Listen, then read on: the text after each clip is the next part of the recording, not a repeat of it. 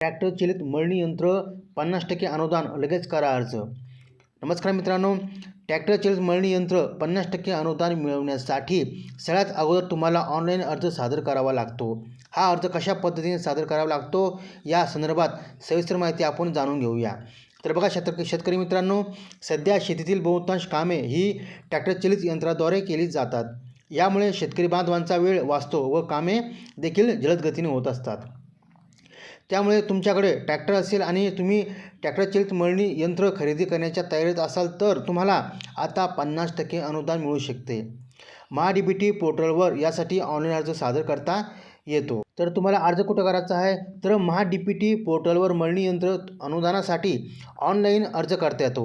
Online अर्ज केल्यावर सदरील योजनेच्या लॉटरीत लाभार्थीचे नाव आले तर त्या लाभार्थीच्या नोंदणीकृत मोबाईलवर या संदर्भात संदेश पाठवला जातो। युजर आय डी आणि पासवर्ड टाकून लॉग इन करता येते किंवा आधार OTPच्या सहाय्याने देखील तुम्ही लॉग इन करू शकता। शेतकऱ्यांची नोंदणी झाली नसेल तर नवीन नोंदणी करून युजर ID आणि पासवर्ड मिळवता येतो। ट्रॅक्टर या बाबीसाठी अनुसूचित जाती जमाती, महिला व अल्प व अत्यल्प भूधारक शेतकऱ्यांसाठी किमतीच्या 0% अनुदान दिले जाते किंवा 1,25,000 यापैकी जे कमी असेल ती रक्कम लाभार्थीच्या बँक खात्यामध्ये जमा केली जाते।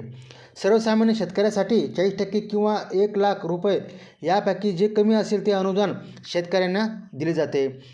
सदरील GR बघितल्यावर तुम्हाला ट्रॅक्टर चलित मळणी यंत्रासंदर्भातील सविस्तर माहिती मिळू शकते। तर हे बघा, GR तुम्हाला सविस्तर उलट वाचता येऊ शकते। तुम्हाला हे बघून घ्या एक वेळेस। हे बघा, इथे लिहिले आहे शासन निर्णय। तर शासन निर्णयामध्ये काय लिहिलं आहे, सन 2024-25 या वर्षात राज्य पुरस्कृत कृषी यांत्रिकीकरण योजनेची अंमलबजावणी करण्यासाठी 150 कोटी निधीच्या कार्यक्रमास या शासन निर्णयामध्ये प्रशासकीय मान्यता देण्यात येत आहे। सदर योजनेच्या अंमलबजावणीकरिता अर्थसंकल्पीय वितरण प्रणालीद्वारे आयुक्त कृषी यांना उपलब्ध करून देण्यात येईल।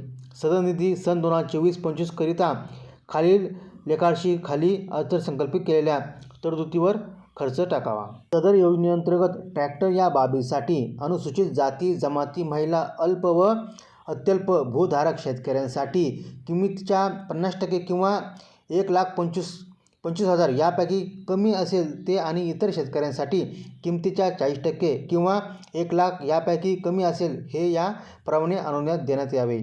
इतर बाबीसाठी योजनेची अंमलबजावणी करताना केंद्र पुरस्कृत कृषी यांत्रिकीकरण उपअभियानाच्या मार्गदर्शक सूचनांचे व संदर्भित 12 ऑक्टोबर 2018च्या शासन निर्णयामधील अटी व शर्तींचे काटेकोरपणे पालन करावे। तर बघा मित्रांनो, इथे सगळं व्यवस्थित लिहिलेलं आहे। लवकरात लवकर फॉर्म भरून द्या।